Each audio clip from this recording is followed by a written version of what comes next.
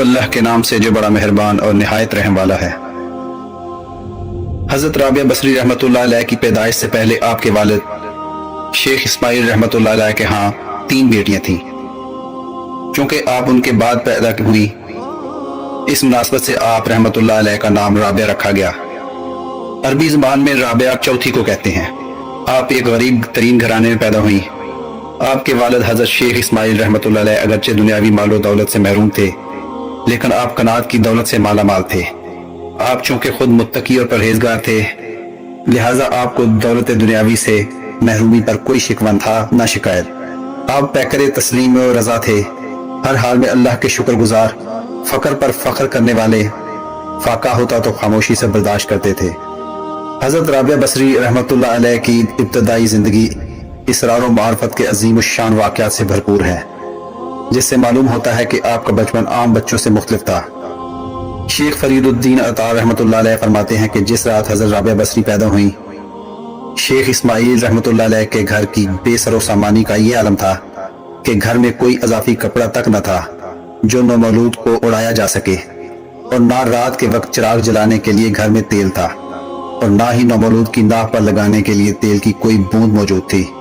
ये हालत ज़ात देखकर हज़रत राबिया बसरी रहमतुल्लाह अलैह की वालिदा माजिदा ने आपके वालिद से कहा कि जाएं और हमसाये के घर से थोड़ा सा तेल मांग लाएं, ताकि एक तो घर में रोशनी की जा सके, दूसरे नौमौलूद की नाक पर तेल लगाया जा सके। हज़रत शेख इस्माइल रहमतुल्लाह अलैह ने इस बात का अहद कर रखा था कि सिवाय अल्लाह ताला के किसी से भी कुछ ना मांगेंगे, मगर बीवी के इसरार पर मजबूर होकर हमसाये के घर गए। हल्की सी दस्तक दी, जब कोई ना आया तो वापस लौट आए और बीवी से कहा कि वो दरवाजा नहीं खोलता। इसी बेबसी के आलम में आपकी आंख लग गई। ख्वाब में हुजूर पाक सल्लल्लाहु अलैहि वसल्लम की ज़ियारत नसीब हुई। हुजूर पाक सल्लल्लाहु अलैहि वसल्लम फरमा रहे हैं कि शेख इस्माइल गमगीन ना हो, ये ऐसी मकबूल और बरगज़ीदा लड़की है कि मेरी उम्मत के 70,000 आदमी इसकी शफात से बख्शे जाएंगे। इसके बाद फरमाया, सुबह वाली बसरा ईसा ज़ाज़ान को एक खत भेजो और उसे याद दिलाओ कि वो हर रोज मुझ पर 100 मरतबा दुरूद भेजता है और जुम्मा की रात 400 बार दुरूद भेजता है, लेकिन इस जुम्मा की रात को वो दुरूद भेजना भूल गया है। उसका कफारा ये है कि वो हलाल कमाई में से 400 दिनार उस शख्स को दे जो ये पैगाम तुमको पहुंचा रहा है। हज़रत शेख इस्माइल रहमतुल्लाह अलैह जब बेदार हुए तो आंखों से आंसू रवा थे। हज़ूर नबी करीम सल्लल्लाहु अलैहि वसल्लम की हिदायत के मुताबिक अमीर बसरा के नाम एक खत तहरीर किया और अल्लाह का नाम लेकर घर से निकल खड़े हुए।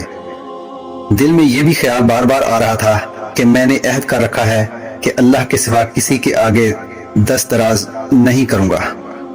कहीं मैं अपने वादे से फिर तो नहीं रहा, क्योंकि अमीर बसरा के दरबार में जा रहा हूं।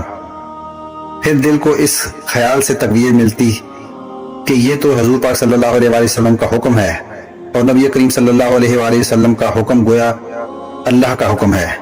वो सीधा सी गडरी में मलबूस जब आप रहमतुल्लाह अलैह अमीर बसरा के महल के सामने पहुंचे तो वहां के दरबानों ने नहायत हकारत से आपकी तरफ देखा। उनमें से एक बोला, यहाँ क्यों खड़े हो, आगे बढ़ो। आप रहमतुल्लाह अलैह ने फरमाया, मैं अमीर से मिलना चाहता हूँ, क्या वो भी तुमसे मिलना चाहेगा? दरबान ने आप पर तंज के तीर चलाते हुए कहकार लगाया। आप रहमतुल्लाह अलैह ने फरमाया, ये तो मुझे मालूम नहीं, अलबत्ता तुम्हारा मुझ पर बड़ा एहसान होगा अगर तुम मेरा ये खत अमीर तक पहुंचा दो। अच्छा, तो खत भी लेकर आए हो, चलो तुम्हारा ये काम भी कर देते हैं, न जाने इसमें किसकी सिफारिश हो। ये कहकर उनमें से एक दरबान आगे बढ़ा और आप रहमतुल्लाह अलैह के हाथ से वो खत ले लिया। अमीर बसरा इस वक्त दरबार में मौजूद था। दरबान ने दरबार के आदाब बजा लाए और इजाजत लेकर वो खत अमीर के सामने रख दिया। अमीर बसरा ने यूं ही कागज के टुकड़े पर नजर डाली तो घबराकर अपनी जगह से उठ खड़ा हुआ और बोला, वो मुअज़्ज़ज़ शख्स कहाँ है और ये खत तुम्हें देकर चला तो नहीं गया? अर्ज की, नहीं हुजूर, हमने उसे महल के दरवाजे पर रोका हुआ है। अमीर बसर ने कहा, चाहिए तो ये था कि हम उसे एजाज व अकराम के साथ अपने महल में तलब करते, लेकिन जो पैगाम वो लाया है उसका तकाजा ये है कि हम खुद बनफ्सो नफीस उसके इस्तकबाल के लिए महल के दरवाजे पर हाजिर हों। उस वक्त अमीर नंगे पांव था। उसी हालत में दरवाजे की तरफ दौड़ पड़ा। उधर हजरत शेख इस्माइल रहमतुल्लाह अलैह खत देकर अमीर के रद्द अमल के मुंतज़िर थे। महल के दरबानों ने شیخ اسماعیل رحمۃ اللہ علیہ کی طرف اشارہ کر کے جو ہی یہ بتایا کہ یہ شیخ اسماعیل ہیں تو امیر نے آپ کو گلے لگا لیا اور دربار میں لے جا کر اعلیٰ مسند پر بٹھایا۔ پھر آپ رحمۃ اللہ علیہ کی خدمت میں 400 دینار پیش کیے اور اپنی خطا پر سخت نادم اور اشکبار ہوا، اور دل کے کسی کونے میں خوشی بھی ہوئی کہ حضور پاک صلی اللہ علیہ وآلہ وسلم نے اس بہانے مجھے پیغام کے لائق تو سمجھا، اور اسی نسبت سے ایک غریب آدمی کی کچھ مدد بھی ہوئی۔ امیر بصرہ نے کہا، آج سے میں آپ کے لیے امیر بصرہ نہیں بلکہ آپ کا خادم ہوں۔ آج کے بعد آپ کا جب جی چاہے میرے پاس تشریف لے آنا۔ بعد ازاں امیر بصرہ نے بڑے اعزاز و اکرام کے ساتھ آپ رحمۃ اللہ علیہ کو رخصت کیا۔ 400 دینار کسی خرچیلے آدمی کے لیے بھی کم نہ تھے، اور پھر حضرت شیخ اسماعیل رحمۃ اللہ علیہ جیسے قناعت پسند کے لیے یہ بہت ہی زیادہ مال و دولت تھی۔ آپ رحمۃ اللہ علیہ نے خدا کا لاکھ لاکھ شکر ادا کیا اور کھانے پینے کا ضروری سامان خرید کر گھر گرا لی۔ آپ کی بڑی بیٹی گھر سے باہر نکلی، خچر پر اتنا ڈھیر سارا سامان دیکھ کر اس کی چیخ نکل گئی۔ بچی کی چیخ سن کر والدہ بھی باہر نکل آئی۔ باہر کا منظر دیکھ کر اس نے بھی افسوس سے گردن جھکا لی۔ فوراً بولی، اتنا سامان تم کہاں سے لے آئے؟ مجھے ڈر ہے کہ ضرورتوں سے تنگ آ کر تم نے غلط قدم تو نہیں اٹھایا۔ شیخ نے فرمایا، نیک بخت، میں تو کسی سے قرض لینے کا بھی روادار نہیں۔ تعجب ہے تم مجھ سے ایسی امید رکھتی ہو۔ زوجہ بولی، پھر اتنی مالیت کا سامان کہاں سے آ گیا؟ تمہارے پاس تو اتنی رقم ہی نہ تھی، ضرور تم نے کسی سے قرض لیا ہے۔ آپ رحمۃ اللہ علیہ نے فرمایا، ہاں میں نے اللہ سے قرض لیا ہے، اور اب ہم سب گھر والوں نے اللہ کا شکر ادا کر کے اس قرض کو واپس لوٹانا ہے۔ زوجہ تھی کہ بات ماننے کا نام نہ لیتی۔ کہا، مجھے باتوں سے بہلانے کی کوشش نہ کرو، سیدھی طرح بتاؤ کہ بات کیا ہے۔